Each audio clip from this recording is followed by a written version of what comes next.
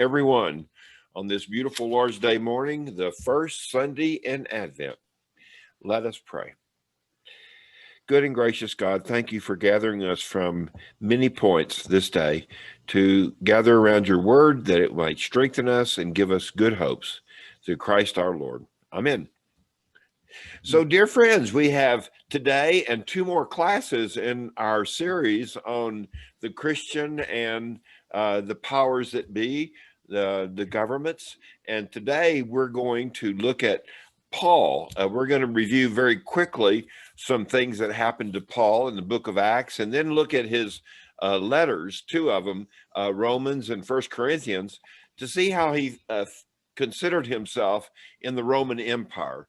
And then next week, we will look at the book of Revelation and its view of the Roman Empire, and then kind of have a summing up class about the relationship of Christians and the state in general. So Pedagogy 101 says that one should review a little bit. And so if you will indulge me, let me just remind you of Paul's interaction with the Roman governments in Acts 13 through 28, because it is an enormously important part of his missionary journeys that he constantly comes in contact with the Roman authorities. And you remember that when he starts off on his first missionary journey in Acts 13, he goes to Paphos, Cyprus, that island on the far western side, and there he meets up with a governor named Sergius Paulus, and in front of him Paul exorcises a demon from this man named Elymas, and it says that the governor believed. So Paul's first missionary journey, his first contact with the Roman governor, and the governor believes. Now that's an auspicious beginning. Well, it doesn't happen very often after that. It was a kind of a one and done sort of a thing.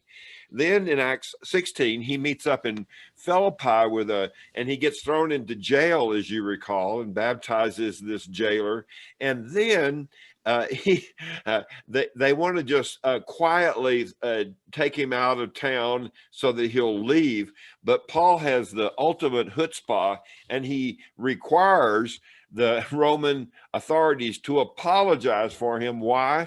Because he is a Roman citizen and he has been mistreated. By the way, in the book of Acts, Paul will refer to his Roman citizenship 3 different times. He never refers to it in his letters, but he always calls on it as a kind of a trump card and a get out of jail free sort of card. In Thessalonica, there he creates a disturbance that makes him leave town so he won't go to jail. In Corinth, in Acts 18, he is drugged before the Roman governor named Gallio. Now, this is very important for those of you who like things like chronology.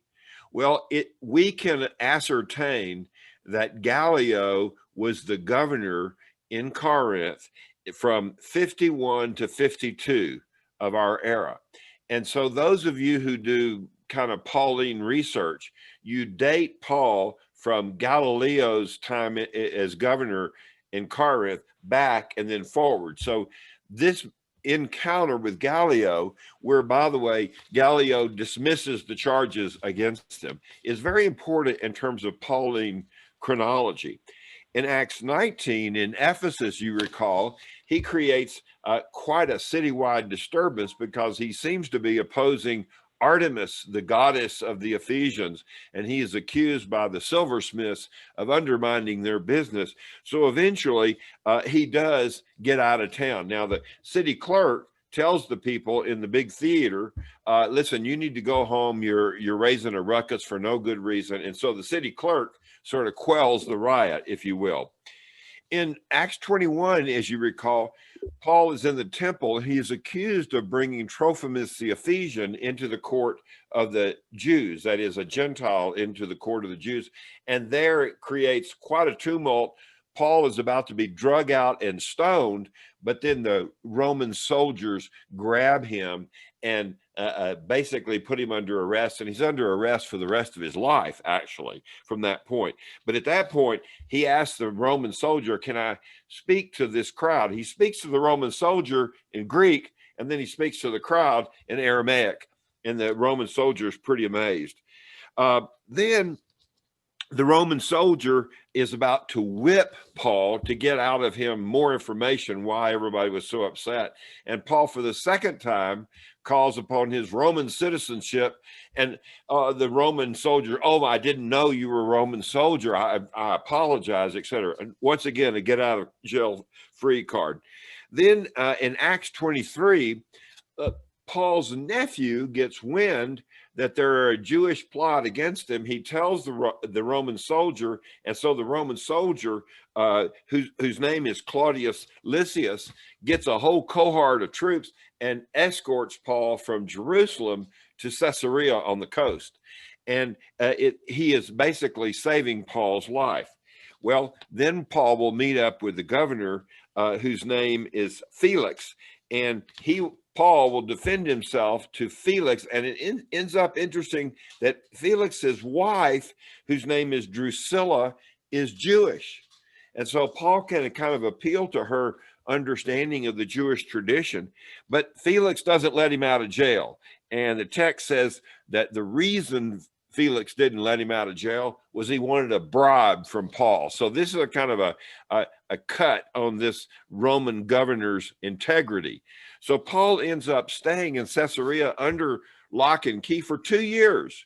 And then a new governor comes named Governor Festus. And here Festus wants to hear from this prisoner what's going on.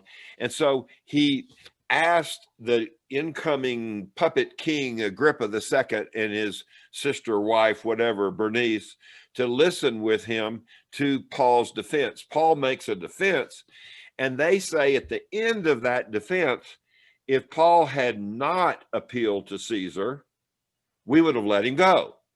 So once again, the Roman citizenship is sort of magic key to get out of trouble. So Paul then goes to Rome, and in Rome, he's under house arrest with a Roman soldier, but he's given freedom to speak, etc.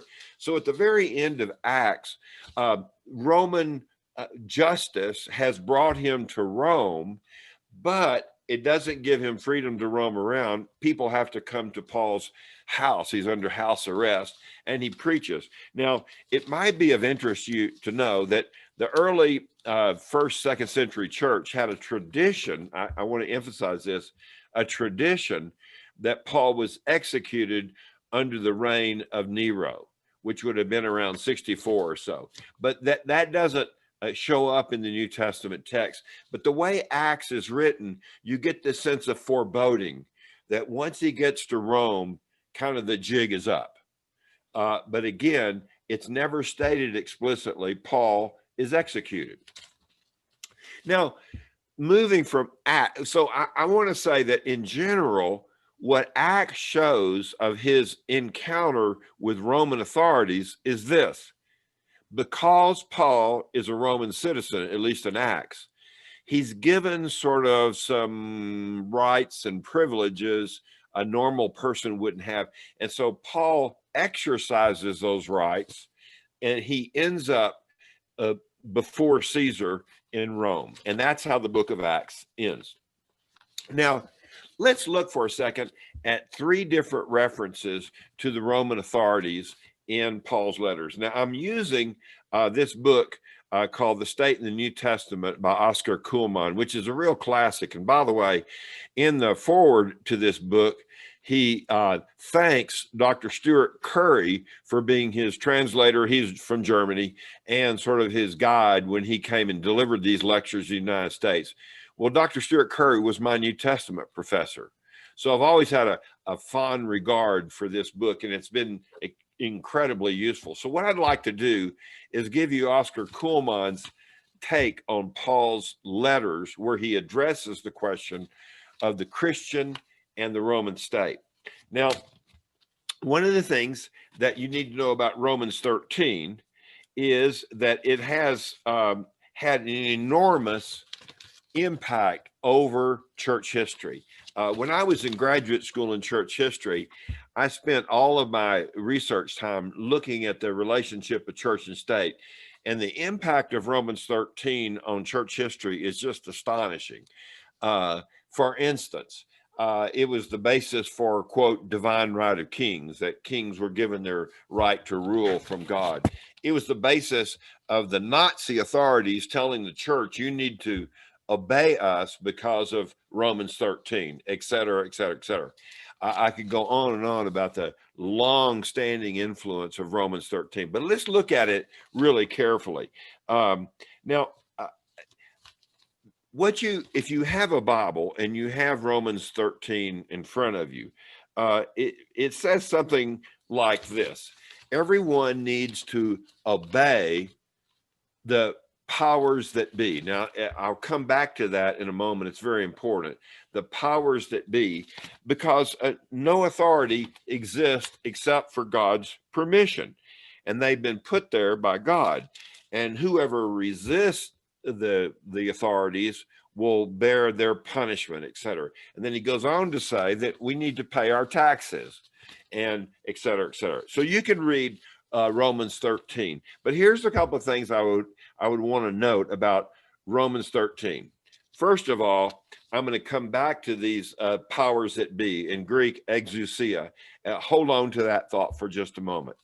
But what Paul basically says is the state is a necessary but temporary institution of God. That is to say, it doesn't live forever. It has a shelf life. Eventually, the kingdoms of all the world will become the kingdoms of our Lord and God, as the book of Revelation says. So any kingdom has a shelf life. And we have seen the rise and fall of empires. We know that governments come and go as they will. But Paul says governments are instituted to put a check on the chaos in human life. So governments say that God is for order rather than chaos, but they're a temporary institution. So they're necessary, but they are temporary. And therefore, Paul says, give them what is their due, D-U-E. Now, what is their due in Paul's mind? One thing, taxes. Give them the money that is owed to them. And do not go beyond that to give them something that the government does not have a right to. And you might put in parenthesis there, like emperor worship, which will be our problem next week in the book of Revelation. So give them government what is its due, taxes. Do not give the government what is not their due, which is emperor worship. So you acknowledge that the state has a certain role in human life. It is, Paul will call it, a servant of God. Now, when you're a servant of God, it doesn't mean that everything you do is right or just or fair. Think of a servant of God in 2 Samuel 12 named David, who does something very wrong with Bathsheba. And he is confronted for that wrong by Nathan the prophet, and he repents of it. So you can be a servant of God, but you can do something that is terribly wrong. More on that next week in the book of Revelation, when the Roman government does many, many wrong things. The Roman state had already done something terrible. They had already crucified Jesus. So they already had one big mark against them, and many more to come, because in Revelation, the state will then what? Persecute many Christians. And that's a subject for next week. So remember this. First century Christians knew nothing of the following ideas that are near and dear to us. Number one, first century Christians knew nothing of a secular democracy. Rome was a pagan temple state, meaning church and state were linked at the hip. So the Roman gods gave authority to the Roman legions and government, et cetera, et cetera. Number two, the early Christians had never heard of the concept, no taxation without representation. That really is a 18th century invention. This was a totalitarian state. They could squeeze as many taxes out of their colonies as they could. And that's why they sent their legions there to enforce it. And also, remember this, first century Christians had never, ever thought, oh, I might be in the Roman civil authority, or I might be in the Roman legions. That never occurred to early Christians until when? Until Constantine came in the 4th century and sort of changed that relationship entirely. So early Christians would never have imagined that they would in any way participate in any meaningful way in Roman government at all. Now, Paul says here in 1 Corinthians 13, in Romans 13, that the state can distinguish between right and wrong and good and evil, and they will punish with the sword those who do evil. Now, this is kind of important because the way Luke pictures the Roman authorities in Acts 13 through 28, they more or less understand the difference between good and evil. Gallio, again, back in Corinth, simply dismisses the claims of the charges against Paul because he knows they're nonsense.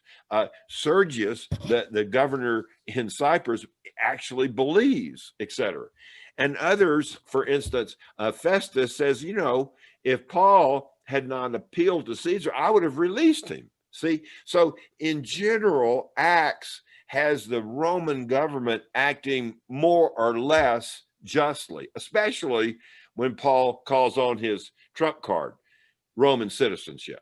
Okay, so when Paul writes his letter in Romans 13, he can never envision that Christians would have engaged in a revolt against Rome the way the Jewish population did in Jerusalem. He just could never have imagined, and he couldn't have imagined dying on a hill because of taxes, which basically the Zealot revolt was a tax revolt.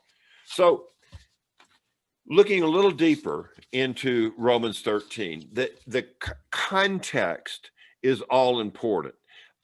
If you look at Romans 1 through 11, that's the doctrinal section of Rome. And then 12 through 16 is more or less the ethical section of Romans.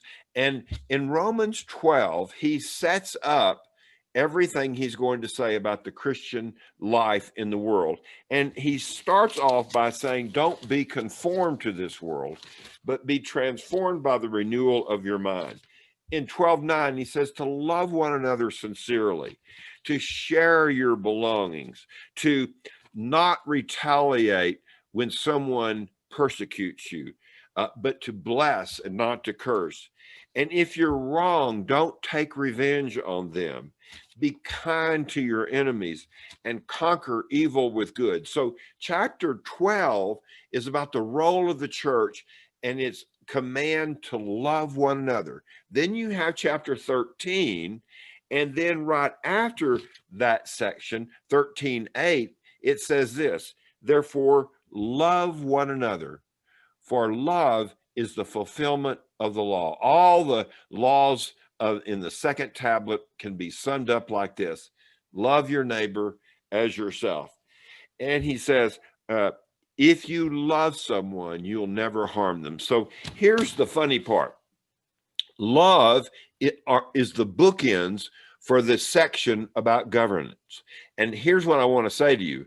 The Christian is called to a life of extraordinary love, but the state has a different role. The state, in Paul's mind, does exactly what the church is called not to do. Let me say that again. The church's role is to love radically in 12.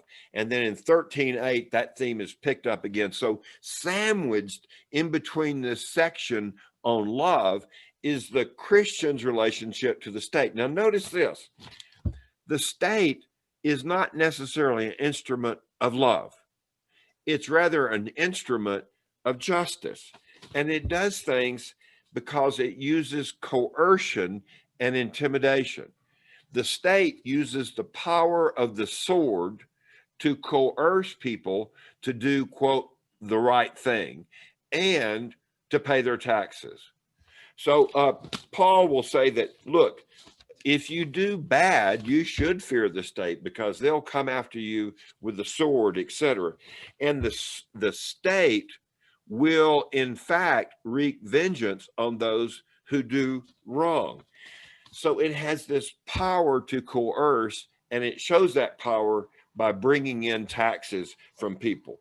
So look, what the church is called to do and what the state is called to do are two different kinds of dimensions.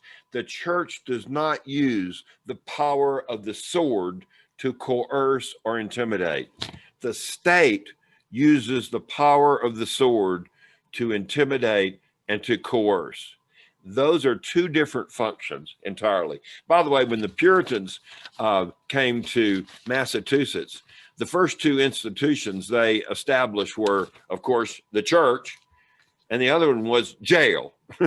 So they sort of set up a bicameral system, you know, of conversion and love. But if you won't do that, well, then we're going to put you in the stocks.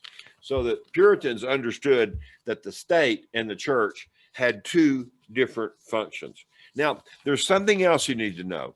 Paul says, after talking about the state in 13, 1 through 7, he says, look, the state will come to an end. He says, we live in the last days. The only part where in Romans where he really talks about eschatology and the end of the world is in 13:11. The day is almost at hand.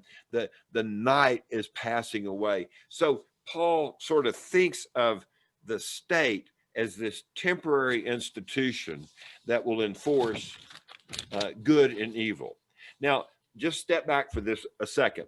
In Paul's mind, the state at its best knows how to distinguish between good and evil, right and wrong.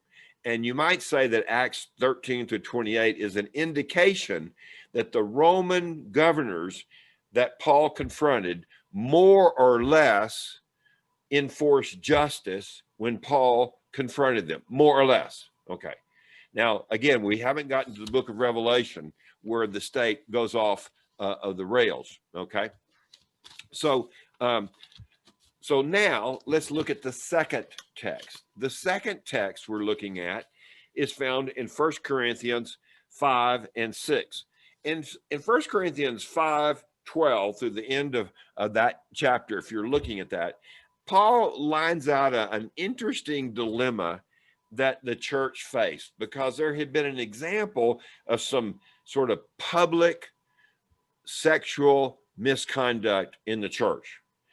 And Paul says the church elders need to get together and sort of pass judgment on this person's behavior and excommunicate them from the life of the church. Now, he says, no, the church is not going to judge outsiders. That's not what we do. It's insiders. And those of you who've been in Presbyterian world know that we have a form of that. It's called the Permanent Judicial Commission, where we look at issues within the life of the church. So 1 Corinthians 5 says, look, the church can pass judgment on extremely bad public behavior, but we're not judging the outsiders. And then he takes the opposite tack and he says, I hear that some of you are actually wronging each other, maybe even robbing each other, but then you take your brother or your sister to the pagan courts to sort of settle your disputes. And Paul in 1 Corinthians 6, 1 through 8 says, that is simply intolerable. Do not take your disputes to a pagan court. Can't you have people within the church adjudicate those issues? And he says, this is just terrible. Now, remember, Paul had sort of experienced justice of a rough sort from the Roman courts, but he doesn't think that Christians should go to the Roman courts to settle their disputes. Now, my friend Andrew Black, who is a member of this presbytery, lives up in Santa Fe. And for a number of years, he worked at the Presbyterian Church General Assembly in Louisville.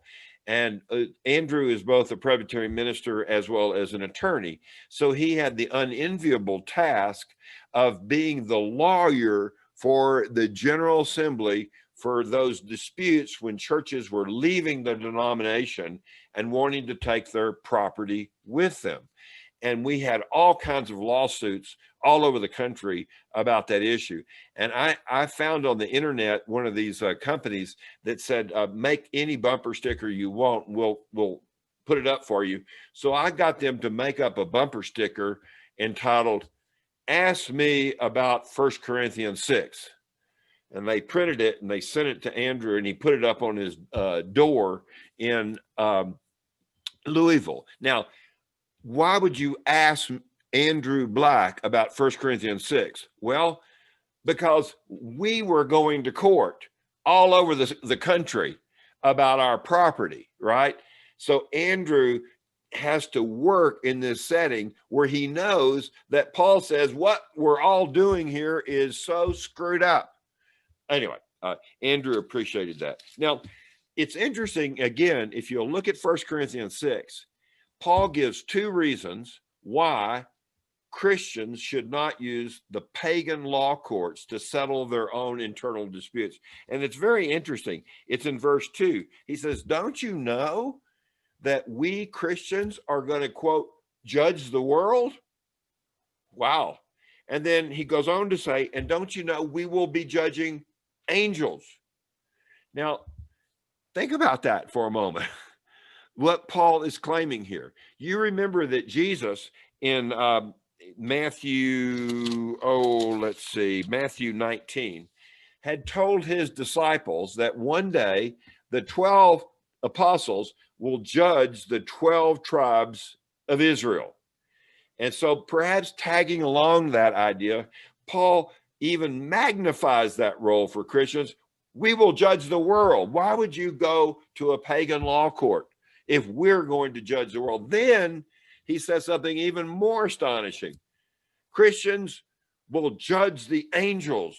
Now, those of you who know much about angels, I'm sure many of you do, know that the New Testament has a very broad notion of angelology.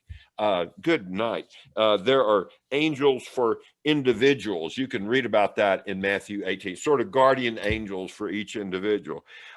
Each church has an angel. We'll see that next week in Revelation 2 and 3. So First Presbyterian Church, Albuquerque, we have our own angel. And then thirdly, in the Old Testament especially, each nation had its own guardian angels. So if you look in Daniel 10, the empire of Persia has its own angel, and Israel has its own angel in Daniel 12, which is Michael. And Michael is going to take on the angel of Persia. Now, this may all just sound very spooky to you, but my point is, Paul's notion here is that why would you go to pagan law courts? You can judge these issues yourselves. Look, we're going to judge the world. And more importantly, we're going to judge angels. By the way, if you read Jude 6, it has this notion of fallen angels and bad angels and all that, which leads to, of course, stuff like Dante's and Milton's notion of Lucifer, being a fallen angel. I would rather rule in hell than serve in heaven, etc. So again, those of you who followed Bultmann's demythologizing, this is where Bultmann would really try to demythologize this, but you don't understand Paul and his view of the state until you realize that Paul thinks that even the Roman state has an angel over it. And sometimes it can be good, and sometimes it can be bad. And we'll see next week, especially, how the angels around the Roman Empire did some real damage. But this leads us now to the third text. And this is 1 Corinthians 2:8. And I'm reading a direct quote here. None of the rulers of this world understood the wisdom of God, for if they had understood it, they would not have crucified the Lord of glory. This is the ignorance theme that, especially in Luke, when Luke has the early disciples preach in chapter 3 and 13, they stress the ignorance of those who crucified Jesus. And this goes back to Jesus' own plea from the cross, Father, forgive them, for they do not know what they do. So Paul's notion here is that it's kind of a ignorance that led the Roman authorities to crucify Jesus. Now, it's a kind of culpable ignorance. It's a kind of willful ignorance, but it's ignorance nevertheless. Now, this brings me to the most important thing I want to say this morning, and it's this, that in all three of these texts, Romans 13, Romans 2, and Romans 6, guess what? You have these kind of spiritual powers that are at work when it comes to the issue of government. Now, they're sometimes called powers, they're sometimes called rulers, they are sometimes called angels. But in all three cases, it's important for you to know that Paul doesn't see government as a standalone human institution. It's an institution that's being influenced, guided, directed, some curious kind of way by these angelic powers, some of which can be good and some of which can be awful, the principalities and powers. Now, I know this sounds very, very strange, but the wording he uses here can refer to both actual human rulers, but it can also refer to these spiritual presences that are around these courts, these governors, and indeed all rulers. Now, again, here's what I would like to do. Walter Wink wrote a fabulous book years ago called The Powers That Be, and where he talked about these spiritual forces that Paul believed in can be translated into our language into things like the zeitgeist of a time, or kind of the demonic spirit that takes over a government like the Nazis or Pol Pot and descends them into chaos and murder. I know that this is strange, but if you look at Daniel again, 10 and chapter 12, it is these spiritual forces that are moving the Persian Empire and Israel and the clash that happens. And next week, when we get to the book of Revelation, it's even more explicit how these spiritual forces are affecting the destructiveness of the Roman Empire. Now, where does all this come from? Well, one of the ways to look at this is the temptation story of Jesus. When Satan takes Jesus and tempts him, one of his first temptations is what?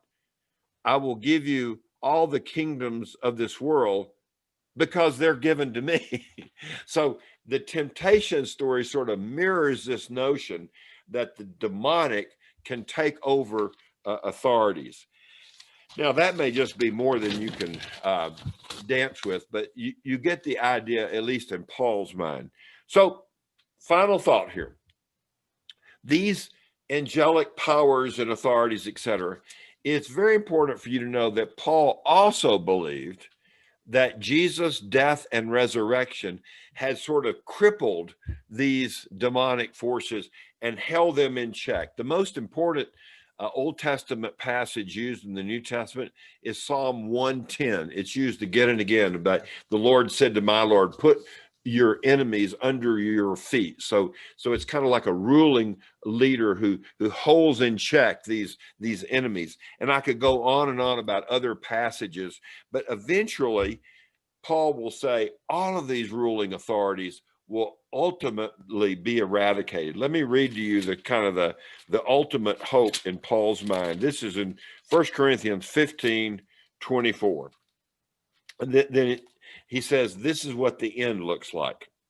He says, then the end will come. Christ will overcome all spiritual rulers, authorities, and powers, and will hand over the kingdom to God the Father. For Christ must rule until God defeats all enemies and puts them under his feet. And the last enemy to be defeated will be death. So, to sum up what we've talked about so far, Paul's interaction with Roman governors more or less brought him justice, especially because he claims Roman citizenship.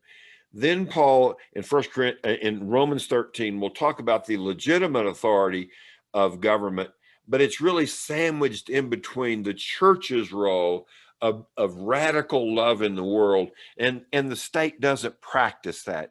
They practice intimidation and violence. Then he talks about 1 Corinthians 5 and 6. We judge our own. Why would we go to the pagan law courts when we Christians are going to judge the world and judge all the angels, good and bad, etc.? Can't we do that for ourselves? And finally, in 1 Corinthians 2, he talks about the ignorance of these Roman authorities who crucified the Lord of glory and later would crucify and persecute Christians.